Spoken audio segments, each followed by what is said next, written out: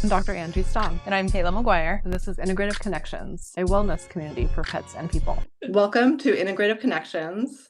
I'm Dr. Angie Stamm, and we are excited to be here with you to chat with Victoria.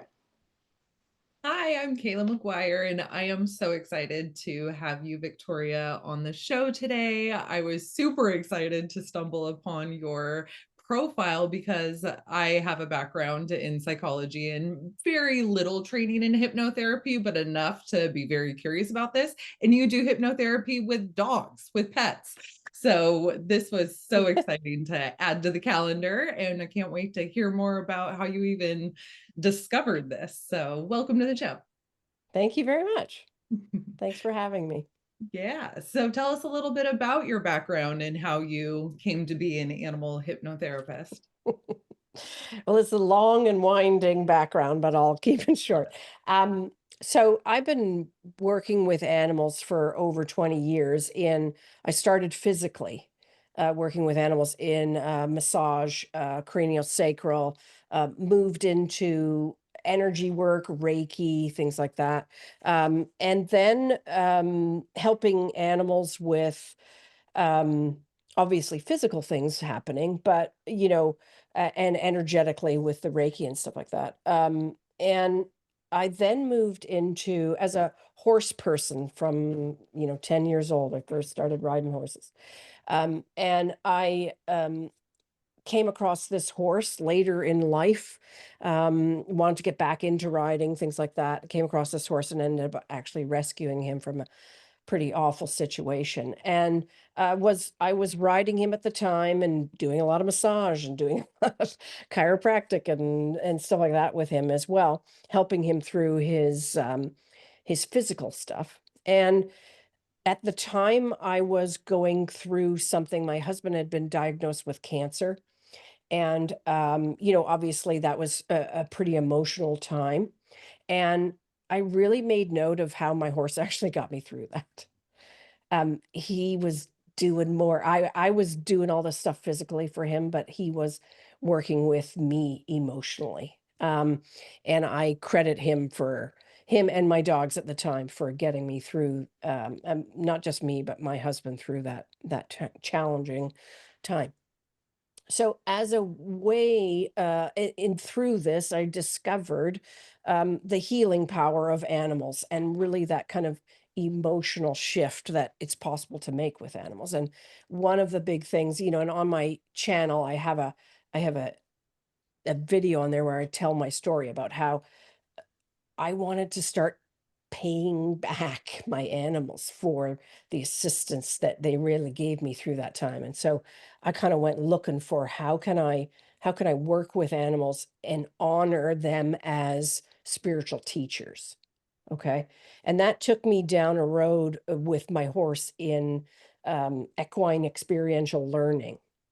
And I took a program called the FEEL approach, which is facilitated equine experiential learning. And I actually became a facilitator and a trainer in that modality. And that really opened me to the idea that our animals are mirroring us, right?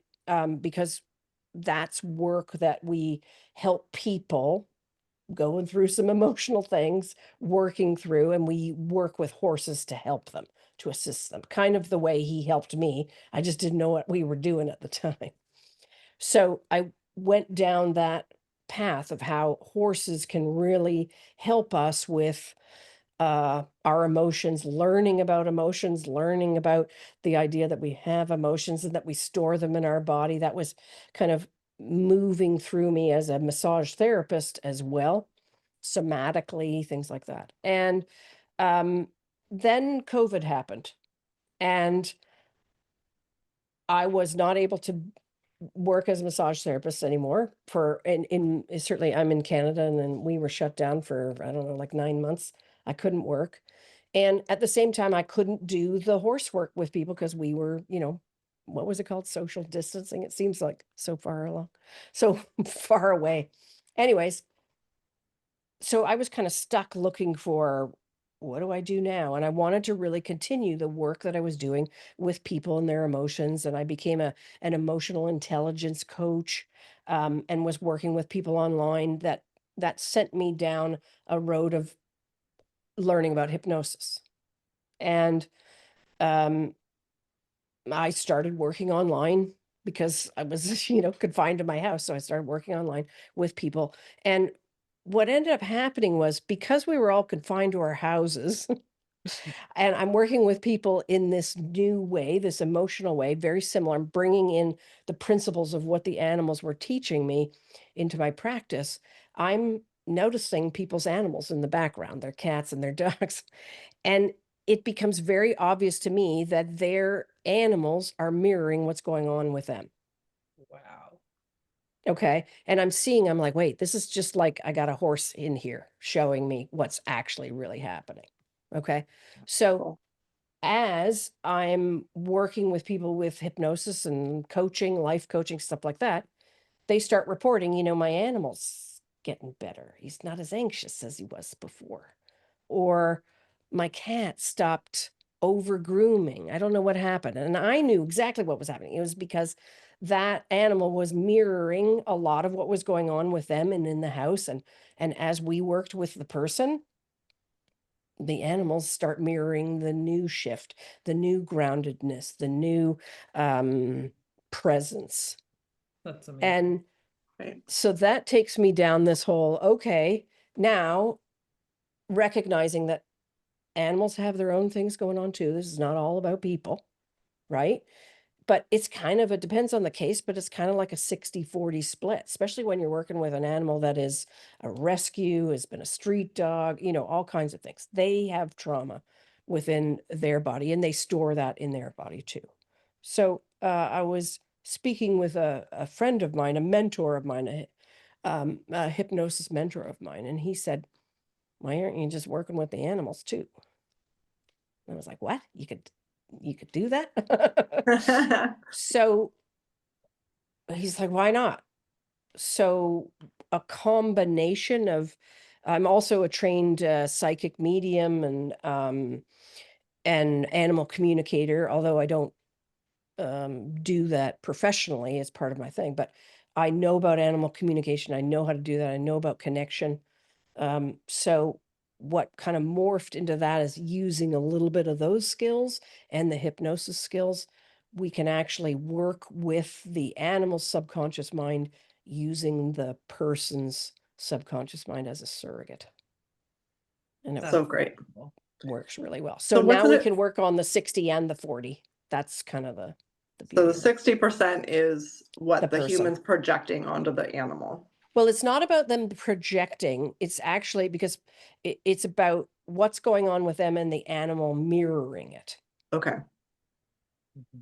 right? Because a lot Okay. of people go, oh, I'm projecting this on, I'm forcing my animal to behave this way. No, the animal is reading the emotion in the energy field, in the heart field, and through mirror neurons will mirror that.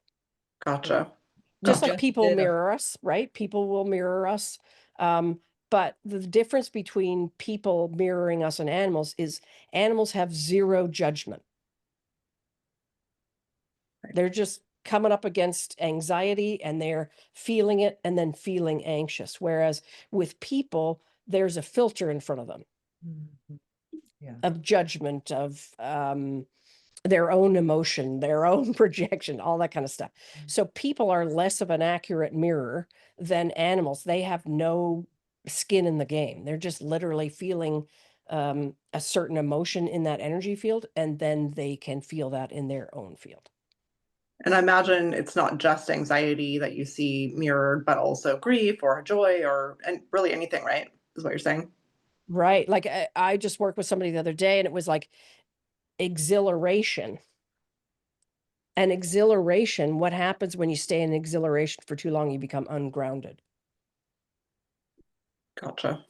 Right. What does that Exhilaration look is like for? not that. So that in that animal, it came out as in, oh, I gotta remember, I speak to so many animals every day. It was an anxious, highly anxious state. And I think it was even like chewing on the nails, chewing on the, like it was just like energy that needed to be dispersed that wasn't being, and it was kind of going inside. So I think it was like, as I recall, it was chewing the paws and licking and doing that kind of stuff. Okay. So Mhm. even good energy can, if it's too much of one, if anything unbalanced, could manifest as some Sure. sort of It's about the compulsive. unbalance. Right. Yes. Okay. Yeah. Uh-huh. Interesting. Interesting. Right? Because Yeah. exhilaration is ungrounded. So the nervous system is designed for emotions like that, but not to remain there. It's like overstimulation. So can you walk us through sort of your process working with a first time patient or, animal or human, Hmm. what that Well, looks like? the first step is understanding what's actually going on, what is being mirrored, um, and how it's showing up in the animal and Okay. in the person. Right? Like, for example, I had a woman, she came to me and she said, I rescued this dog from like a puppy mill somewhere in Texas or something like that and brought him all the way to Canada. And she said, I haven't been able to, the dog won't come out from under the bed. She'll either go under the bed or under the sofa and go in between. I can't make contact with the dog. Right? And she's had trainers coming over and they're trying to use food. She was having to feed the dog under the under the couch, things like that, right? And obviously this dog had been traumatized, puppy mill, and then I don't know, a 24-hour car ride in in a crate. There's stuff going on with the dog. But when we had this conversation, she actually ended up living fairly close to me in a neighborhood that I knew. And so when I was talking to her about how do you feel about going outside? She's like, because I was saying, oh, you live in that really great neighborhood. I love it. She's right on the water. There's all the stuff. And she said, yeah, I've lived here forever. And she says, it's so busy now. There's people Mm, everywhere. There's these new condos up and there's just so many people. Wow. And I was like, okay. And she said, I got a dog because I used to have a dog and I used to take my dog down on the boardwalk and walk. And that's why I wanted to get another dog to get me outside. And I said, but how do you really feel about being out there? And she says, I would have to be out there. It's only at this time when there's the least number of people. awesome. Wow. So how Okay, did so you it guys was that work kind through of that? stuff. So first thing we kind of worked on this whole, and then she realized she had really, and I think, and as I recall, I'd have to look, but as I recall, I think it had a lot to do with COVID as well. We were kind of shut in for so long, and she said I kind of just got used to my space and nervous about getting out there and all that kind of people. She wasn't agoraphobic, but she was, uneasy around a lot of people. So the first step I do is I work with her in hypnosis about her feeling about going outside. And it was more than that. It was about getting a new job. And it was, there was layers, but she was finding herself sort of retreating from people.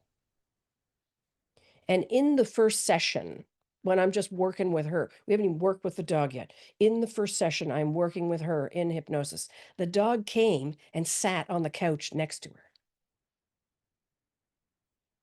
We hadn't worked with the dog yet. All we did was work on her unease around people. And then eventually we worked with the dog. And now she sends me pictures. She's got what she figured out was the dog really liked boundaries, really liked her crate. We got her to the point where she'd come out from under the bed, but she kind of wanted to spend a lot of time in her crate. Great. Right? So then she took that concept again because she was calmer now, more relaxed. Ideas started coming to her. And her first thought was, well, she likes being in a crate, and a crate is like a shopping cart. What if I took her to Walmart and put her in the shopping cart Love it. I get pictures, videos of it. Then she ended up getting a bicycle with a basket. Oh, Now Oh, she that's puts so the dogs cute. in the basket. The dog loves it. They're out there. wow. That's so great. Does she still hide under the bed? Did she gradually come out of that? Oh yeah, no, she doesn't hide under the bed. She has her crate, and she likes her own personal time, and so did the woman. Like, we like to uh, I like to have my own space. It's about learning about space, and so the crates in the living room, they're just in a little condo. Crates in the living room, dog can go in anytime, in and out. I think they sleep in the same bed together now. Wow. Can you speak a little bit more on how the surrogacy hypnotherapy style works? That's an new Well, concept for me. it's we work in hypnosis with the person. So, and you had said that you had done some hypnosis training. So you're kind of aware that the unconscious mind, we can shift things in the unconscious mind. Like, we can, in hypnosis, we can help somebody, and I'm trying to remember the word for it, but I can't remember the word, but like synesthesia. Do you know what I mean? Mhm. You can in hypnosis, you can get somebody to see music in Right. color, things like that, Yeah. right? We could shift those kind of things. So using that kind of principle with someone in hypnosis, and through animal communication or connection, I'm going to call it, through connecting, we can shift the unconscious mind to connect and experience the animal with that person's five senses. So, like seeing music as color, we can feel our animal from the inside. And how do you know that you've gotten there? Like, how do you know that you've made that connection? It's absolutely fascinating. And I didn't believe it. So when it happens, think of it like, shaman have been doing this for centuries, right? The shapeshift is pretty Mhm. much what it is. Think of it like a shamanic shapeshift is what happens. And I tell you, no word of a lie, there is a little shift that happens. I call it like, I don't know about in the US, but in Canada, we have holograms on our Visa cards that, Mhm. it's like an eagle and then it's a Yeah. whatever. Mm-hmm. It's just this little phase, if you just look at it. And what happens is the face will just like phase like that. Oh, interesting. But Very cool. at the same time, and I'm actually in communication with the person. So they're telling me what they're feeling. They're like, whoa, okay, I could see myself as my dog in my backyard. Oh, Mm. wow. The one woman, she just said to me afterwards, she says, now I know what it feels like to be an orange cat. I didn't know I needed to know that, but now I know. I know what it feels like to be an orange cat. Seeing the world from their perspective. Yeah. But the other thing that happens in, I don't know if in part of your training you did idiomotor signals, muscle testing. Yep. People do Mhm. muscle testing, we get yes and no signals. So I do that with the unconscious mind. So the unconscious mind, can tell me, yes, we've shifted. Yes, I'm here. Okay. And the animal will answer me yes and no. Okay. That was going to be one of my questions, is how much are you using your own sort of intuitive or psychic abilities to guide this process? In the beginning, I would have said, no, I'm just doing hypnosis. Um, Now I'm very aware of some of the information coming through that the person doesn't even necessarily aware. Like, there was something, I was working with a dog the other day. I was very aware of the trauma that the dog experienced, but my client wasn't. Because I always say, just share what is in everyone's highest and best interest to share. And it wasn't in her highest and best interest to know what the dog had gone through. Okay. But I was very aware of it. Okay. So you have that discernment. Yeah, where- yeah. So I could feel. And so even if the person is not really sure of like what kind of emotion is sort of being stored, whatever, I know what the emotion is. So then if the person's like, I don't know what the emotion is, and then I'll ask a yes, and I'll say, is it sadness? And then I'll get a yes from unconscious mind. So I am more aware than, I'm not doing it intentionally, but, and, any good hypnotherapist, when they're working with somebody, they are in a trance at the same time. Mm-hmm. Okay. And the Maybe not. subconscious minds are having a communication. So my subconscious mind will just ask a question, it'll come out of nowhere. I don't even know where it came from, but it needed to be asked. It needed to be worked on. It's like you're working together in the quantum field. Pretty essentially. much. Yeah. Yeah. The three of And us all in that loop together. Very much like mediumship and working. Yeah. yeah. Nice. There's three of Going us. back to the 60-40 concept, Mhm. you start with the person, right? And Yes. you Yep. work through their stuff, and then Mhm. they become the surrogate to communicate for the pet. Do you Yep. ever do it opposite? I haven't, because you mean work with the animal. I have worked The with people where animal we've just without worked with working the with the animal. person? Yeah, for sure. In a kind of an emergency situation, a Mm. friend of mine rescued a cat who was frozen to her driveway, if you can believe. And and she had been rehabbing she'd been rehabbing the cat, and things were going. It was a feral cat that sort of showed up on her farm, and in the middle of a rainstorm and then a super freeze overnight. And the part of the tail was going to need to be removed. The vet wasn't able to save it. And so I just thought, like, let's go for it.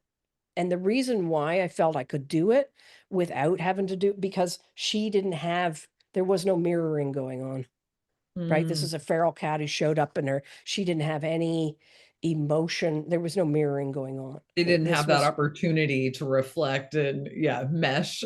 right. It wasn't a behavioral thing. It wasn't it was pure injury, and there was no Situation. emotional attachment between the two. Because Yeah. that's often the case, right? It's people who are working with an animal who's either in distress or, unhealthy or even crazy behavioral stuff. There's an emotional attachment and sometimes hypervigilance. And I mean, I'm sure, Dr. Angie, you see that all the time. Mhm. And there's an unhealthy codependent emotional entanglement, whereas Mhm. with this cat there was none of that. So I was able to we just worked with the cat, and the cat ended up not having to have the tail removed, which was great. Great. So if somebody just rescues a pet and they haven't yet bonded, would that be one of those scenarios that you could just go directly to the pet? Maybe, but why did the person rescue the animal in the first Okay. place? Interesting. That's awesome. All right. I work with a lot of people with rescuer syndrome, and right? So let's Rescuer talk mentality. about soul contracts. Oh, between absolutely. people and pets. Yeah. What is your theory there? Oh, it's 100%. That's why they're here. That's what the mirroring is for. To Is teach to say, them. hey, I agreed to come here and help you with this. And the thing is, I was working with people in hypnosis to work on their anxiety, to work on their emotions, to work on that kind of stuff. And it was like pulling teeth to get somebody to say, yeah, I really need to work on this. Wow. But the moment I say, it's affecting your dog, That will get them motivated. every time. So great. Wow. So Right? great. Because you have to find what is important to that person. And it's got to be so important that they're finally ready to do something for themselves. Yeah. Yep. And our animals go, I'll be that thing. My animals did that for me. I don't know, he's on the other side of that door. He's probably going to start barking. Stanley is my greatest teacher. What would you say the most common issues are that the pet owners will contact you for? It's a good question. And it really also depends on what I'm putting out there in social media right now. On, kind of who comes, right? Mhm. So I'm working right now with a lot of empaths who are overwhelmed by the emotional environment. Mhm. And that overwhelm is showing up in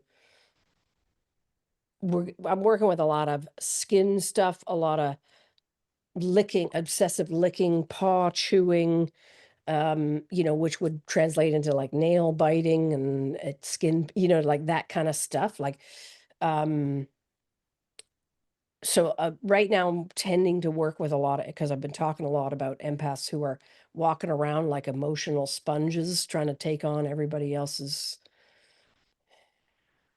emotions for them, not aware that they're doing that. And then the animals are sponging it up as well. Sure. So, so I would say, even I just even look on the people that I talked to today. Dog leash reactivity is always huge, Okay. and you'll get a lot of, and that's comes down to comfort, even leaving your house, right? Or something will have happened on the leash. Like that's what happened with me and my guy, Stanley. We actually were attacked by another dog when he was very young on the leash. Right. And then what happened was I stored that information as much as he did. So now every time I saw a dog, I was like, "Ooh, is this going to be a problem?" Right. And he's going, "Oh my gosh, now we're terrified of dogs." Right. So Yeah. he's reading that from me as well. So we're now, and then also in the mix was my dog before him was reactive on the leash. So I have it now in my mind that dogs are not great on leashes. And I think with leash reactivity, even from just a general training point, what I see is that can be from the animal needing to feel like it has to be the guardian of the human, the protector, because it doesn't feel like the human is a strong enough leader. Like they're not doing enough of the alpha training styles to make the dog feel comfortable that the owner can be the leader. So then they go into protective mode, right? And I'm sure that plays into what you're saying too, but there can be that just sort of basic, they're not getting, the owner is not being an alpha in the pack. Right. And so in my terms, that comes down to boundaries. The person is not good at setting boundaries. They're letting people walk all over them. Sure. Right. Sure. They're having trouble saying Or no. the dog, or the same, or no boundaries with the dog either. Yeah, well, that translates into no boundaries with the dog. If they can't say no to people, they're not saying no to their dog. Because usually the fear with that is if I say no, they're not going to love me. Yeah. Yeah. That's a Right. good So we one. can usually trace that through. If I say no to my boss, I'm going to lose my job. We can usually trace that through the humans' fears. humans. Yeah. Interesting. Yeah. So a lot of behavior type things Yeah. that could manifest as even look like a health condition. Like for me as a veterinarian, skin licking and paw licking, we always think first thing, oh well, that's allergies, right? So how would you differentiate behavioral versus allergy? Well, and again, reading the situation, feeling it, what else is going on in the house. But also, and I always say it doesn't mean that the dog doesn't have allergies. But what do we know about high stress and high cortisol? Makes everything worse. Yeah. Increase inflammation, decrease the immune system. Sure. So if the dog is naturally allergic and is absorbing, mirroring high stress, those allergens are going to be, right? Just like I've had years when I've been super stressed and I'm, in the fall with hay fever. Crazy. And then other times it's the fall. Everybody else around me is hay fever like crazy and I'm fine. It's because I'm not in that stress state. So it doesn't mean that I'm not allergic to hay fever or to whatever, but it means that because my nervous system is not on high alert, that allergen doesn't bother me as much as. So I'm always saying whatever your vet has, the creams and the lotions that everybody's trying that doesn't work. Well, when we decrease everybody's stress level, then those creams and lotions actually start working because we're not battling against the stress. We're just battling now the allergy. Sure. And I would imagine that's true of any disease process is that when you handle the emotional component, then it's going to get easier, right? Whether it's cancer or and whether- that comes back to even when I was a massage therapist, it was the same thing, right? We store emotions, we store stuff in our bodies. It's showing up as low back pain. Doesn't mean there isn't a disc problem, right. but the emotion is not allowing us to fix Handle the it. disc problem, handle it, kind of thing. Yeah, So yeah.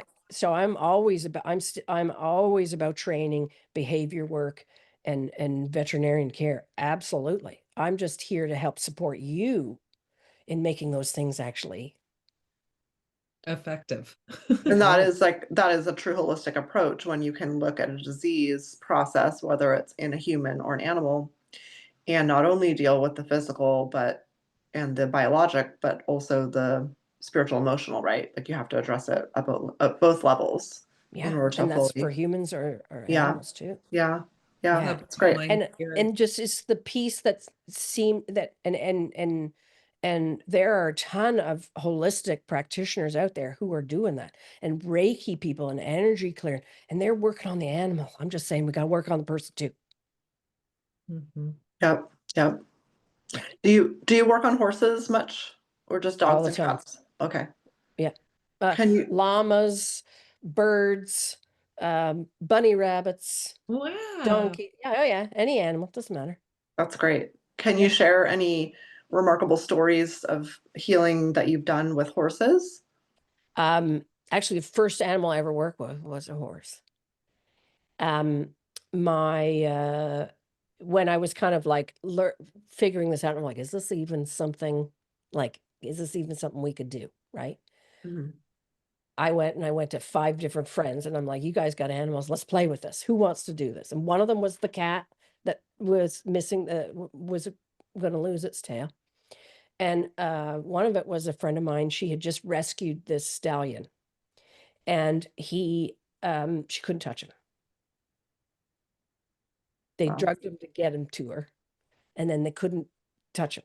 She could not. Anytime she tried to touch him, he'd walk away. He was not aggressive in any way. He just was not up to be touched. Couldn't get a halter on him, couldn't get a lead rope on him, couldn't do his feet, couldn't do anything. Every time she went to touch him, he would move away. Wow. Even she got to the point where she could feed him in a bucket and stand in front of him and feed him. But as soon as he was eaten, she would try to, nope, he was out. And we did that first session in which that's about boundaries and personal space. Nobody had ever honored his personal space in his life. He was a stallion, forced into breeding. Okay. No choice, right? Lived alone, never allowed to interact with anyone except, right? Locked Personal up. space Sure. issue, Sure. right? And she was had her own business. And she was getting walked all over by her clients. Didn't have great boundaries at work. Interesting. I'll do whatever it takes. Whatever you need me, I'll work on weekends. I'll do, So boundaries on both sides, right? So we did the first session with her, kind of worked on that. And she sent me a video of her 2 hours later, resting her head on his shoulder as he ate. Wow. Okay. And still couldn't at that point touch him without feeding him, but we were like, whoa, we've made contact. Progress. And so we then worked with him, and we worked with him multiple times to sort of work on his stuff. She also did groundwork with him on honoring his space. I said, you're not going to touch him unless he asks you to touch him. He needs to have complete agency over his body. And so for a month, she didn't touch him. She didn't even try. There was times we were doing all this, didn't touch him until he came to her. So it took months. It took a month to get him to get the halter on and lead him. Wow. But that's just 4 sessions. It's just. Yeah. That's a lot of patience. Mm-hmm. Yeah. And now he's good for her and no problems. He lives his life. I see him all the time. He That's lives so down, great. right? So great. So the depth of trauma and the depth of things going on is a factor. He had to let a lot of stuff go, and he had to learn to trust. Sure. Yeah. We've spoken a lot about pets mirroring people. Do you ever have cases where the people are mirroring the pets? I think that definitely happens in the entanglement. I think it's a you just feed off of each other now. That's what was kind of happening with me. And so I would be like, oh, and then the dog, and then and now I get angry that he's responding, and then I'm responding. Now we're all in this kind of souped up mess. Mm-hmm, Where mm-hmm. we don't get that way anymore. Yeah. It doesn't mean that he does not respond to dogs when he's on a leash. Mm-hmm. If they bark at him, he's returning fire. But what it does mean is I don't react. So he gets nothing from me. Yeah. I'm nice and calm and grounded. You're going to bark. He barks once, we keep moving. It's as if it didn't happen. And he's not getting the reaction from me. Yeah. I imagine that it also plays back to the whole soul contract concept. If you attract an animal who has an existing issue that mirrors a similar frequency to your issue, that's like just basic law of attraction. Yeah. And the beauty is when you both work on it together. Right. That's really oh my gosh, how powerful. Yeah. And it doesn't mean that there isn't that we're all good enough. It means that there might be another layer underneath too. Of course, but you've built a bond, you know. And also a recognition, like just yesterday, I was running late. I don't know. I can't even remember why, but I was running late and I was in a little bit of a rush. Not a little bit. I was in a big rush. And then I was like, oh my God, if I'm late for this, and then I'm going to have to reschedule this and blah, blah, blah, blah. I got into a bit of a thing, right? And then I'm like, and I still got to take Stan for a walk. So I grab the thing. Well, come on, let's go. You know, I go out there and I walk out the door and there's a squirrel on the front yard. First thing, he's like launches himself onto that squirrel, right? This is a whippet. He can catch those things. And then I'm like, you know, and I grab him and I'm walking and you know, and he's now eating poop and he's doing this. He's pulling everything that he doesn't normally do. He is doing everything. He's putting it in his mouth. He's doing it all. Right. And I'm just like, and then I was just like, wait. This has nothing to do with him and everything to do with me. Everything to do with me. That is so interesting. And if a dog had walked by, thankfully it did not, but if a dog had walked by, he would have been ravenous for that dog, which he's not normally anymore. Because he would have gotten a reaction out of you. But he was reacting to before the dog even comes. Right. Right. So I found the closest tree I could find. I walked over the tree and I put my hand on the tree. I said, I got to ground the heck out of myself right now. Good for you. And then did he settle down? Holding the tree. And I allowed him to just smell and sniff around. And then I went through a bit of a process. And I actually turned to him and I said, thank you. Because if you hadn't just shown me this, my day would have gone to complete boom. That's really awesome. I would have moved through my day.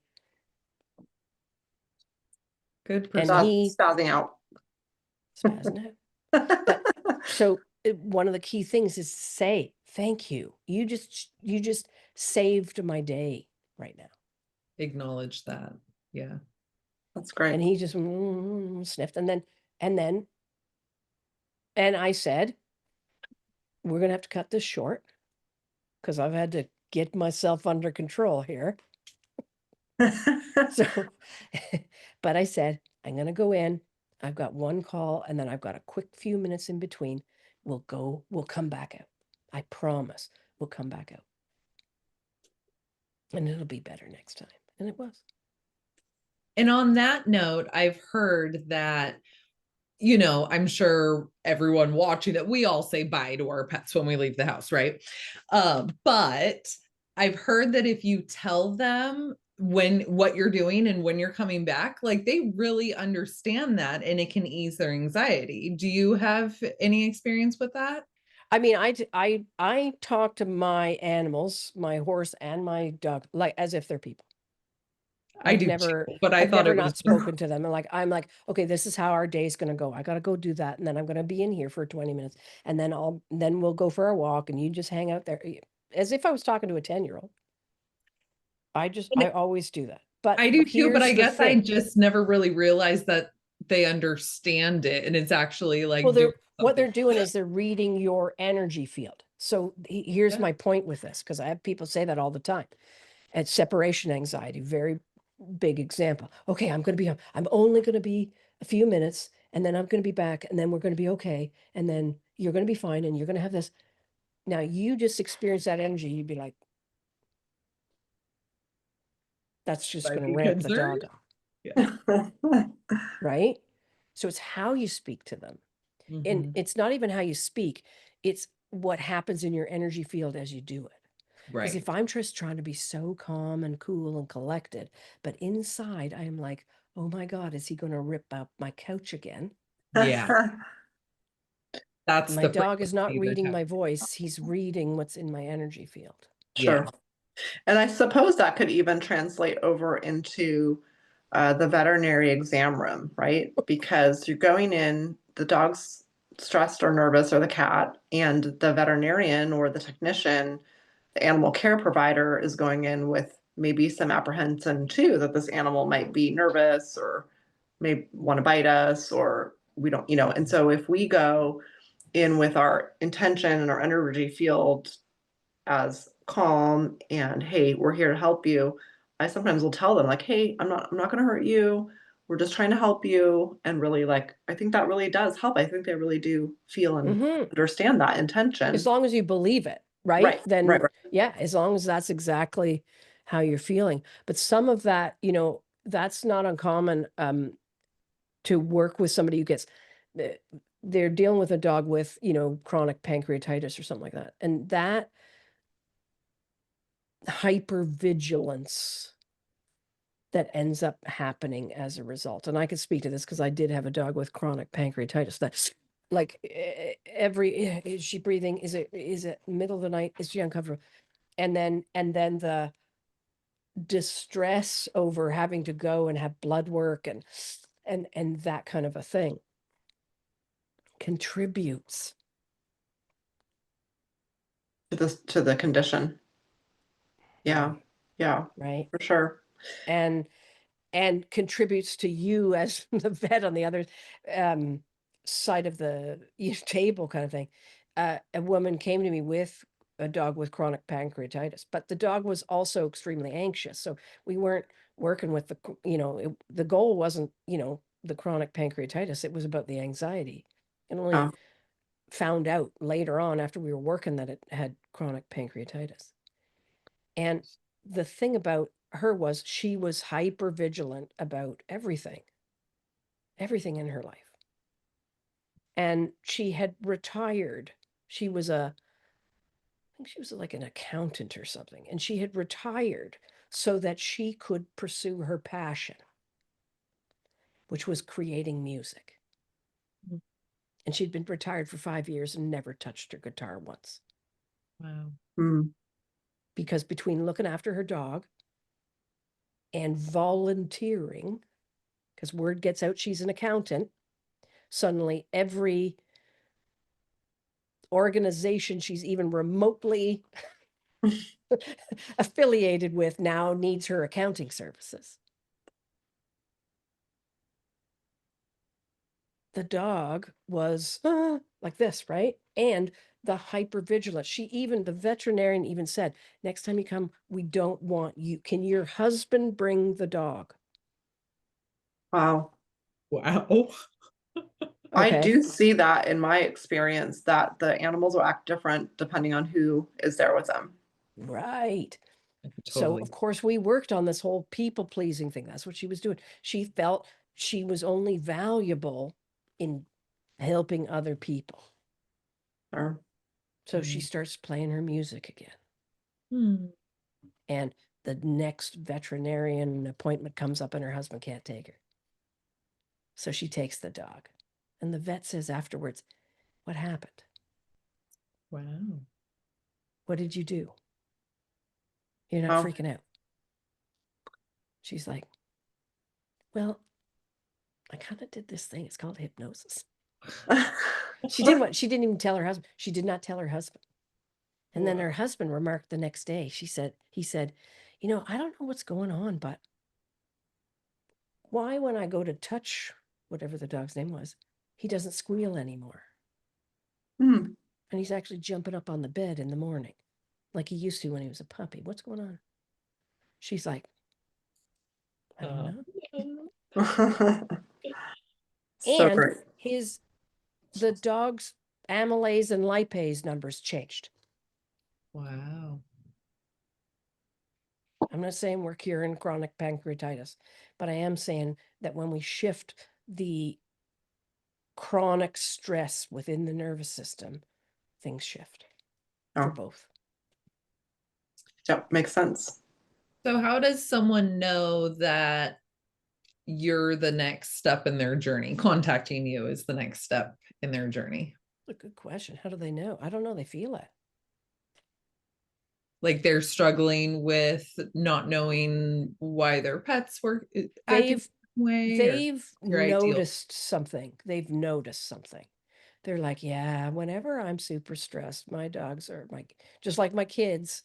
Everybody's worse. I've noticed that. I've noticed sometimes that he licks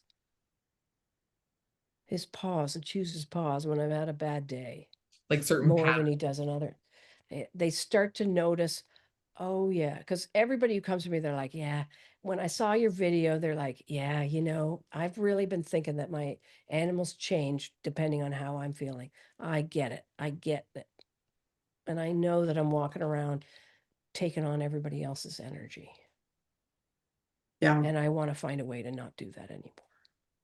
And if that helps my dog, that's icing on the cake. that's great. Or my horse. And or my what are bird. your offerings? What are some tools? I know you have one-on-one work. Is that all? I think you have some courses. No, I mean, I have workshops on this. Like if you're like, ooh, my dog is mirroring and picking up on my emotions. Never knew that. I've got workshops on that just kind of introduce the concept of Okay. and the science behind it, because this is scientifically studied and researched by the Heart Math Institute. So I have workshops explaining that kind of stuff. That's like entry level. I just want to kind of figure this out. Or if somebody's like, I know, I get this. I know that this is happening, but I want to know specifically how it's impacting what my animals doing versus me. I want to find out what's in my blind spot.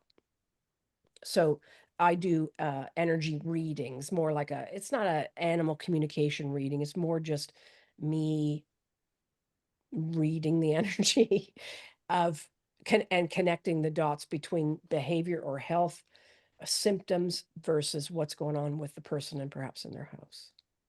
So that's kind of step one, is to figure out that.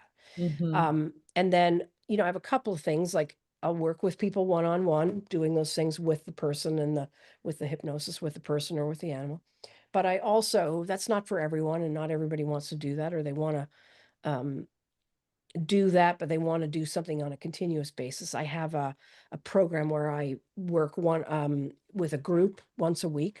We get together and we, as a group of people, we talk about these things. We learn little techniques, like the technique I talked about with Thank and Stand and that kind of stuff. That's an energy technique that I created. So I teach that kind of we do physical stuff, grounding, energy clearing.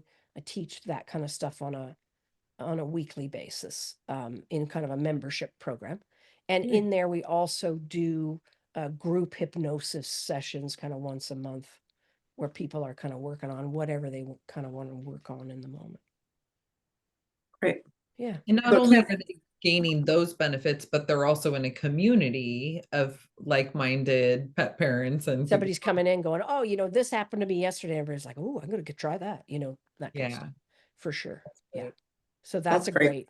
that's something we just started this month, and it's just you know, and just the power of the group, as you say, but we're just having shit, you know, like, oh, my dog came and did this, you know, and we haven't even really done anything other than just do little things here and there to make big shifts. It's really impactful.